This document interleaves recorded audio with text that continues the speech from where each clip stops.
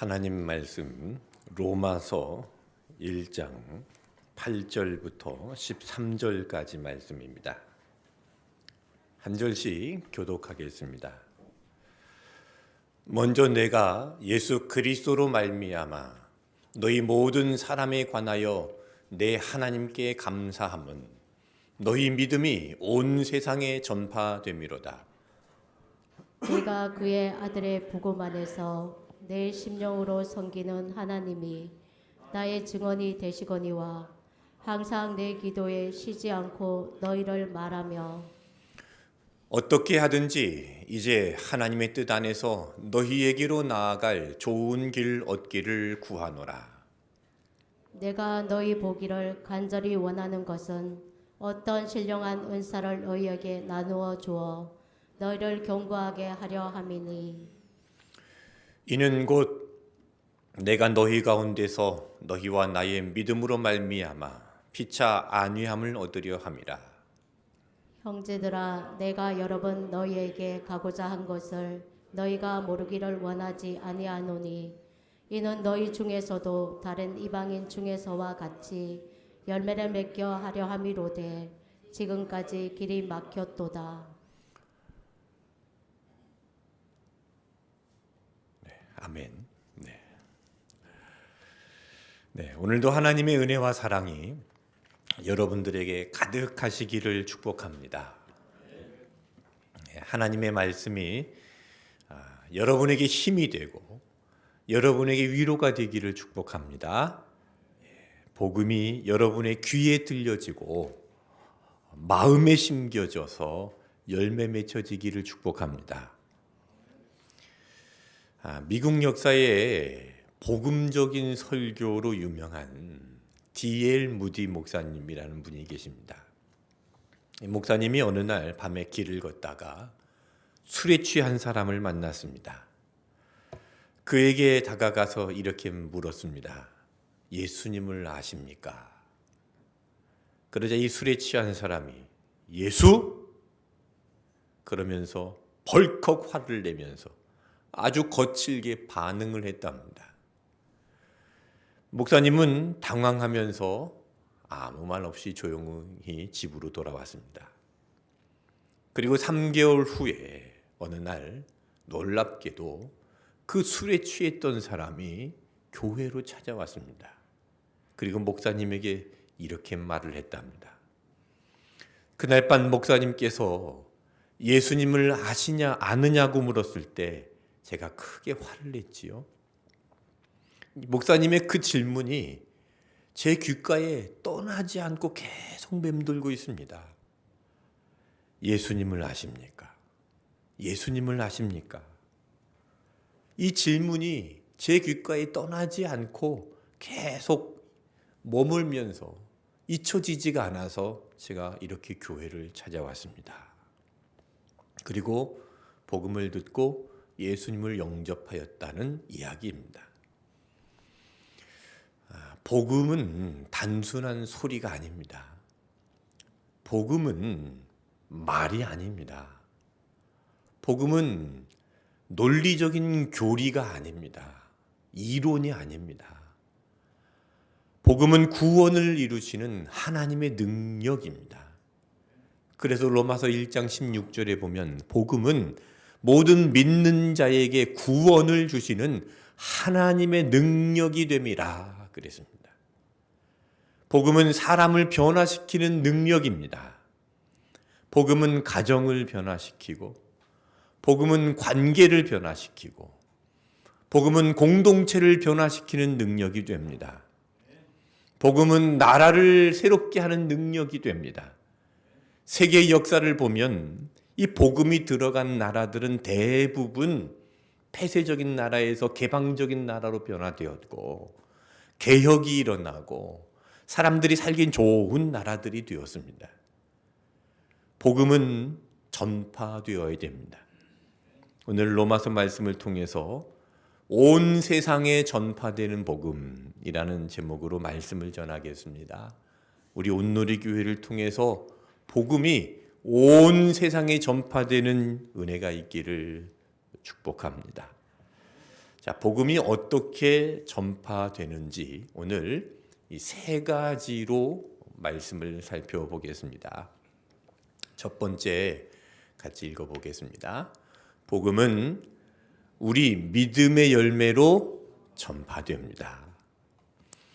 바울이 로마서를 기록할 때 로마에는 그리스도인들이 있었습니다. 바울이 로마에 한 번도 가본 일은 없지만 로마에 그리스도인들이 있다는 소식을 듣고 로마에 가기를 간절히 원했습니다. 로마에 있는 그리스도인들은 로마 황제의 핍박과 박해를 견디면서 믿음을 지키는 사람들이었습니다. 자, 그래서 로마서 1장 8절 말씀에 보면 그들의 믿음의 열매로 복음이 전파되었다고 사도 바울이 말을 합니다. 자, 로마서 1장 8절을 읽어보겠습니다. 먼저 내가 예수 그리스도로 말미암아 너희 모든 사람에 관하여 내 하나님께 감사함은 너희 믿음이 온 세상에 전파됨이로다. 자, 여기 바울이 하나님께 감사하는 이유를 말하죠. 너희 믿음이 온 세상에 전파됨이로다. 로마에 있는 이 그리스도인들의 믿음이 온 세상에 전파됨이로다 한 겁니다. 그들은 극심한 박해와 핍박 속에서도 믿음을 지켰습니다.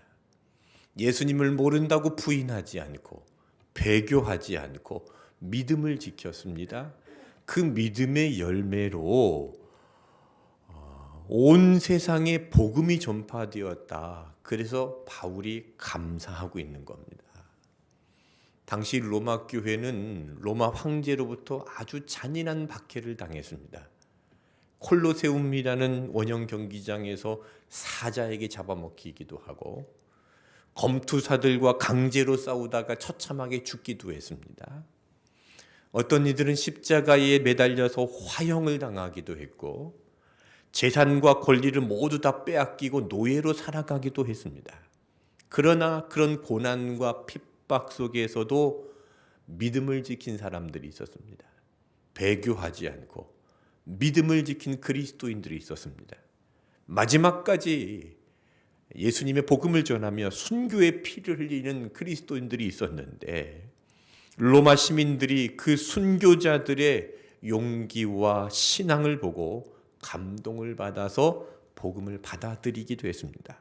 그래서 너희 믿음이 온 세상에 전파됨이로다 하고 사도 바울이 그것을 언급하면서 하나님께 감사하고 있는 겁니다. 우리나라에도 믿음을 지키기 위해서 순교하신 순교자들이 많습니다. 주기철 목사님, 신사참배를 끝까지 거부하면서 신앙의 절개를 지켰습니다. 결국 모진 고문을 받고 감옥에서 순교하셨죠. 그리고 사랑의 원자탄이라고 불리는 손양원 목사님, 1950년 한국전쟁 때 예수를 배신하지 않겠다고 선언하면서 처형을 당하셨습니다. 그리고 문준경 전도사님, 전라남도의 신안에 있는 그 섬들을 순회하면서 복음을 전하다가 한국전쟁 중에 자기를 해치려는 그 자들을 용서하시고 그들에게 예수님의 사랑을 끝까지 전하시다가 순교하셨습니다. 이분들의 순교 기념관에 가면 그 믿음의 열매들을 볼 수 있는데 나중에 우리 교회도 한번 기회가 되면 가보기를 원합니다.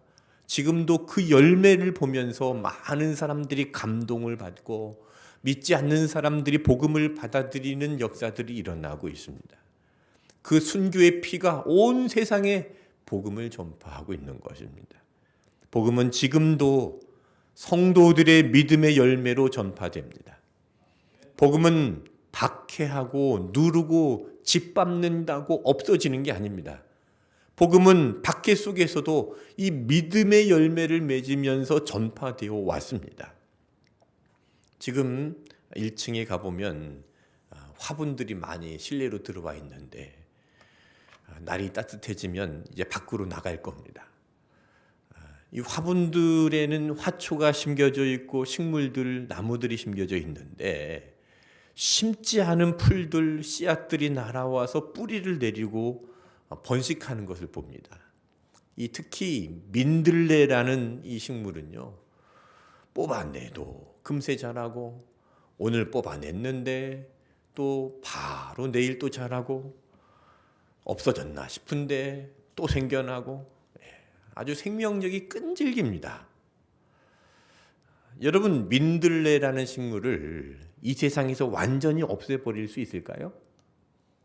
뽑아버리고 잘라버리고 짓밟고 불태워버린다고 그게 없어집니까?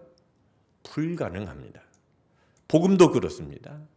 로마는 이 복음을 없애보려고 짓밟고 죽이고 불태웠지만 그럴수록 복음은 더 강인하게 전파되었습니다. 세계 역사 속에 수많은 박해가 있었습니다. 그러나 복음은 오히려 그 박해를 통해서 더 전파되었습니다. 오히려 더 강하게 살아남아서 전파되었습니다. 민들레에 보시면 이 홀씨가 어떻게 생겼습니까? 낙하산처럼 생겼죠. 근데 이 홀씨가 바람이 불면은요 수십 킬로를 날아간답니다. 수십 킬로를 날아가서 또 다른 곳에 이 생명을 틔웁니다. 복음도 그렇습니다. 복음은 그 민들레 씨앗처럼 바람이 불면 그 바람을 타고 날아갑니다. 바람이 강하게 불면 그 강한 바람을 타고 더 멀리 날아갑니다. 더 확장하고 더 전파되어 갑니다. 바람이 불지 않으면 좋겠지만 바람이 불지 않으면 전파되지 않습니다. 바람이 불어야 전파됩니다. 여러분, 우리의 인생에도 바람이 불지 않으면 좋겠지만 바람이 불어야 이 바람을 통해서 이 복음이 더 전파된다는 사실입니다. 여러분, 우리에게 매서운 바람이 불지 않으면 좋겠죠. 고난의 바람이 불지 않으면 좋겠죠. 시련의 바람이 불지 않으면 좋겠죠. 그러나 그 바람을 통해서 복음은 더 널리 전파됩니다. 여러분, 내 삶에 지금 바람이 불고 있다면 그것은 하나님께서 우리에게 관심을 가지고 계시다는 증거입니다. 우리의 믿음의 열매로 복음을 전파하시겠다는 계획인 줄로 믿으시기를 바랍니다. 불어오는 바람을 두려워하지 마십시오. 하나님께서 그 바람을 통해 복음을 전파하시고 구원의 역사를 이루실 것을 믿으시기를 바랍니다. 두 번째로, 복음은, 같이 읽겠습니다. 복음은 우리 삶의 가치를 높이는 하나님의 선물입니다. 자, 사도 바울은 다메섹으로 가는 길에 예수님을 만났습니다. 예수님을 만나기 전에도 사도 바울은 하나님을 섬기는 일에 매우 열정적이었습니다.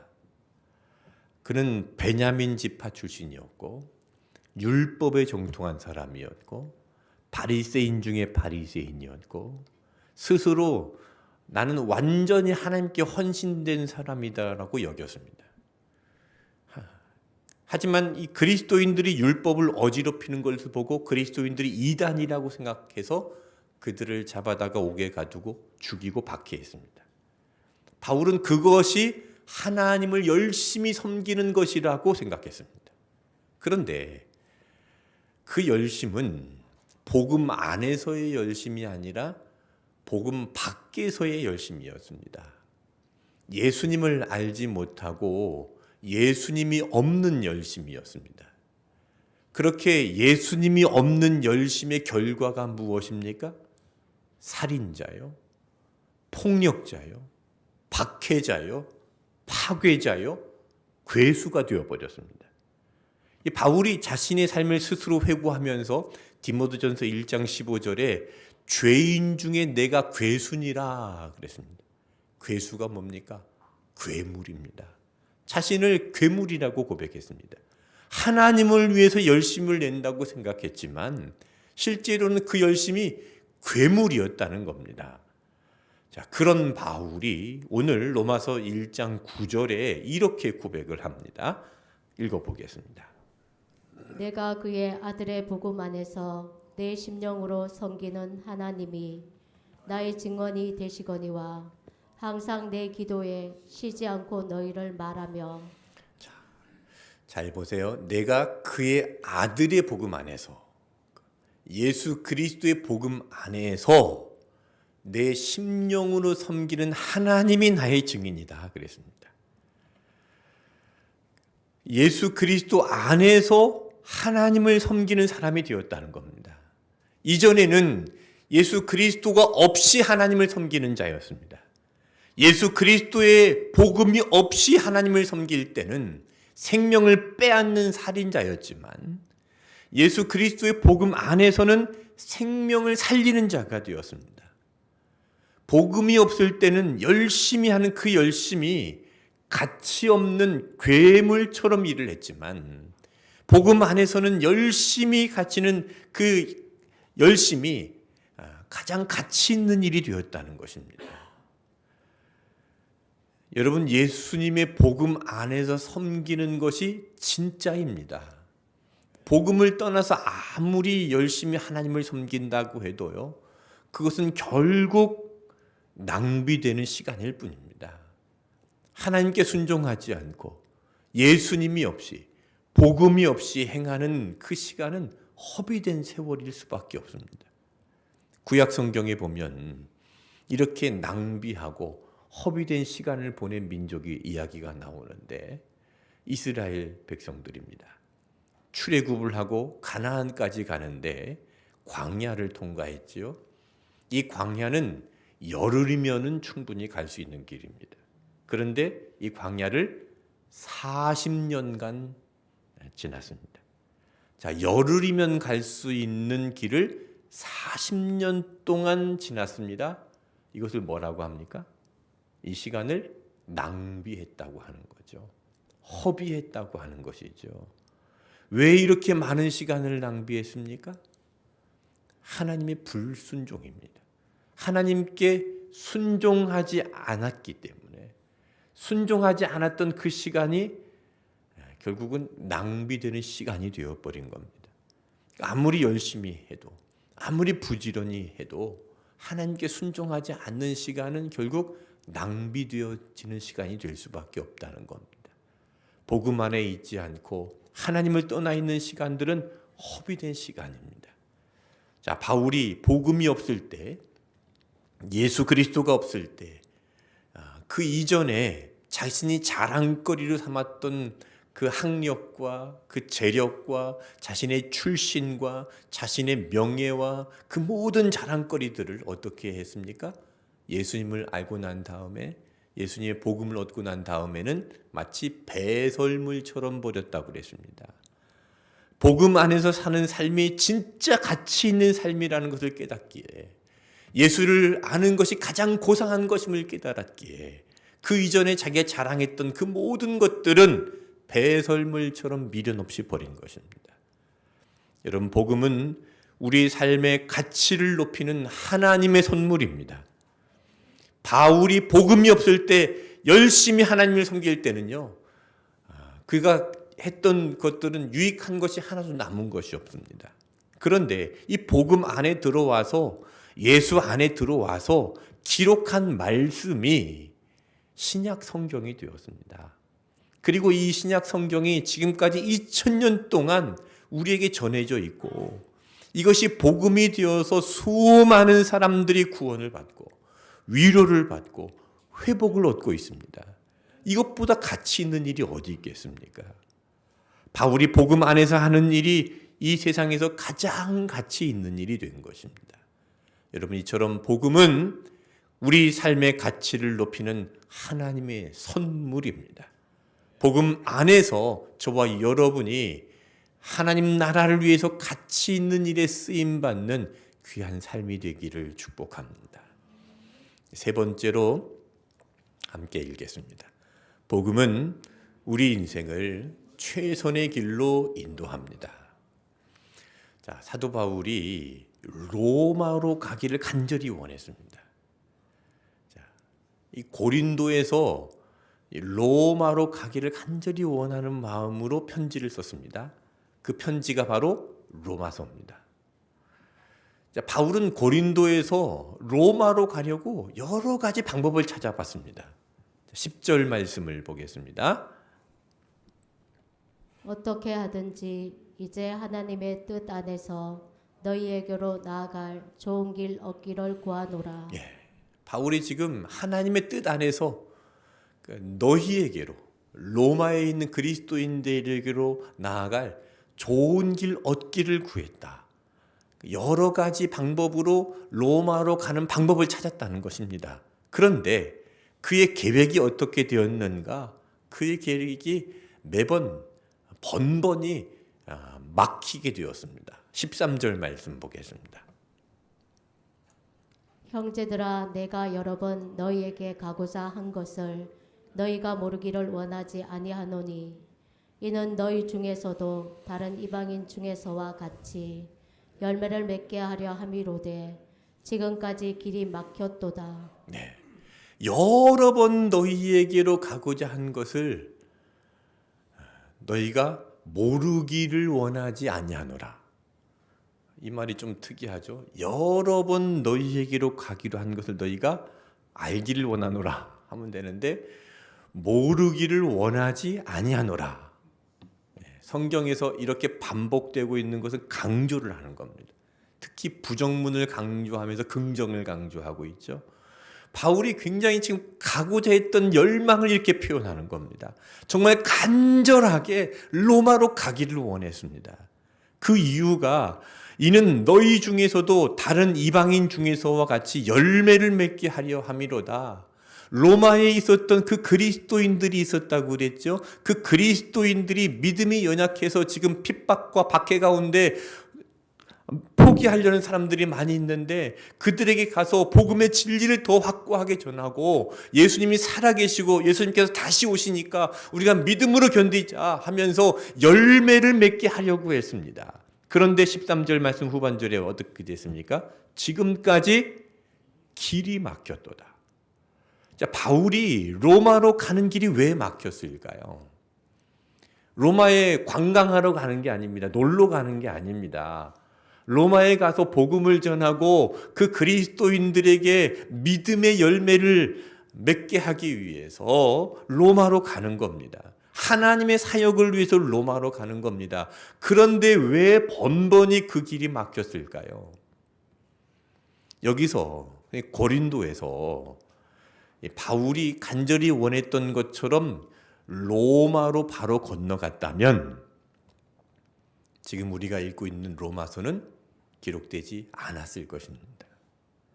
여러 번 가고자 했지만 매번 길이 막히니까 바울이 펜을 들어서 내가 편지라도 써야 되겠다 하고 고린도에서 로마서를 기록한 겁니다. 만약에 바울이 원했던 대로 로마로 넘어갔다면 로마서는 우리가 읽을 수 없었을 것입니다. 그런데 길이 막혔기 때문에 로마서가 기록이 됐고 지난 2000년 동안 이 로마서 말씀을 통해서 복음의 열매를 맺게 되었고 많은 사람들이 회심하게 되었고 많은 사람들이 구원을 얻는 복음에 대해서 확실히 알게 되었고 구원받는 역사들이 일어났습니다. 길이 막힌 상황이 답답하고 절망적인 상황일 수도 있습니다. 그러나 하나님의 관점에서 하나님의 시간에서 보면 그 길조차도 하나님의 섭리 안에 있는 것입니다. 자, 바울이 나중에 결국 로마로 가는데 어떻게 로마로 갔습니까? 사도행전 말씀을 통해 우리가 확인해 봤죠. 예루살렘으로 돌아가서 유대인들에게 고발을 당하고 그 고발당한 상황에서 나는 로마 시민권이 있으니까 로마 황제 앞에 가서 재판을 받겠다라고 항소했습니다. 그래서 바울은 죄수의 신분으로 로마로 갑니다. 자, 여기서 생각해 볼 것은요. 만약 바울이 고린도에서 바로 로마로 갔다면 그 여행에 필요한 모든 경비와 모든 절차를 스스로 준비해야 됩니다. 여러분, 우리도 여행하려면 많은 것 준비해야 되잖아요. 여권도 준비해야 되고 여비도 준비해야 되고 여행자 보험도 들어야 되고 왜냐 사고 나고 위험하니까. 그리고 비행기 표도 끊어야 되고 숙박도 예약해야 되고 밥은 또 어디서 먹을까 또 찾아봐야 되고 또 어느 길로 갈 것이냐 코스도 정해야 되고 복잡한 일들이 한두 가지가 아닙니다. 그런데 지금 바울이 죄수의 신분으로 로마로 갑니다. 그러니까 자기 돈 하나도 안 들이고 로마의 국비로 로마로 갔습니다. 그 로마로 가면서 그 안전도 지켜주죠. 로마 군인들이 바울을 지켜주는 보디가드가 되어서 로마로 갑니다. 그리고 로마로 가서 황제 앞에 재판을 받을 수 있었는데 그 재판의 자리에서 변론을 하게 됩니다. 그 변론이 복음을 전하는 통로가 되었습니다. 그래서 바울이 황제를 비롯한 로마의 고관 대작들 앞에서 복음을 전할 수 있는 기회를 얻게 된 것입니다. 그러니까 고린도에서 로마로 가는 길이 막힌 것이 오히려 더 잘 된 일이죠. 그 길이 막힌 것이 사도 바울에게 그리고 복음을 위하여 더 좋은 길이 된 것입니다. 여러분, 복음은 이처럼 우리 인생을 최선의 길로 인도합니다. 우리가 볼 때는 막힌 상황이 답답하고 절망적일 수 있습니다. 그러나 하나님은 우리가 알지 못하는 더 큰 계획을 준비하고 계십니다. 하나님의 더 크신 계획이 여러분 우리의 삶 속에 있다는 것을 믿으시기를 바랍니다. 하나님은 우리가 보는 것보다 더 길게 더 멀리 보십니다. 자, 이사야 55장 8절 9절 말씀 읽어보겠습니다. 이는 내 생각이 너희의 생각과 다르며 내 길은 너희의 길과 다름이니라. 여호와의 말씀이니라. 이는 하늘이 땅보다 높음 같이 내 길은 너희의 길보다 높으며 내 생각은 너희의 생각보다 높음이니라. 네, 하나님의 생각은 우리의 생각보다 높습니다. 우리의 생각보다 깁니다. 우리의 계획보다 더 멀리 보십니다. 우리의 이해를 초월하며 더 크고 높고 완전하십니다. 하나님은 그 모든 것을 합력하여 선을 이루십니다. 로마서 8장 28절입니다. 우리가 알거니와 하나님을 사랑하는 자 곧 그의 뜻대로 부르심을 입은 자들에게는 모든 것이 협력하여 선을 이루느니라. 하나님의 계획은 우리가 이해하기 어렵고 때로는 고난처럼 느껴지고 때로는 길이 막힌 것처럼 느껴질 수 있지만 결국에는 모든 것을 합력해서 선을 이루십니다. 선한 목적을 이루기 원하시는 하나님을 믿으십시오. 예레미야 29장 11절 말씀 읽겠습니다. 여호와의 말씀이니라. 너희를 향한 나의 생각을 내가 아나니 평안이요 재앙이 아니니라. 너희에게 미래와 희망을 주는 것이니라. 하나님은 항상 우리를 향한 선한 계획과 미래와 희망을 준비해 두신 분임을 믿으시기를 바랍니다. 바울이 로마 교회를 위해서 쉬지 않고 기도했습니다. 사도행전 1장 9절 마지막 부분에 보십시오. 항상 내 기도에 쉬지 않고 너희를 말하며 10절을 같이 읽겠습니다. 어떻게 하든지 이제 하나님의 뜻 안에서 너희에게로 나아갈 좋은 길 얻기를 구하노라. 바울은 로마로 갈 좋은 길 얻기를 구했는데 항상 기도하면서 로마로 갈 좋은 길 얻기를 구했습니다. 여러분, 하나님의 뜻 안에서 항상 쉬지 말고 기도하면서 갈 길을 구하십시오. 여러분이 나아갈 길을 구하십시오. 복음은 우리 인생을 최선의 길로 인도하십니다. 때로는 그 길이 막히고 내 뜻대로 되지 않을지라도 하나님께서 그 길을 통해서 놀라운 일들을 행하시고 우리의 길을 인도하신다는 사실을 믿고 항상 쉬지 말고 기도하며 복음으로 살아가시기를 축복합니다.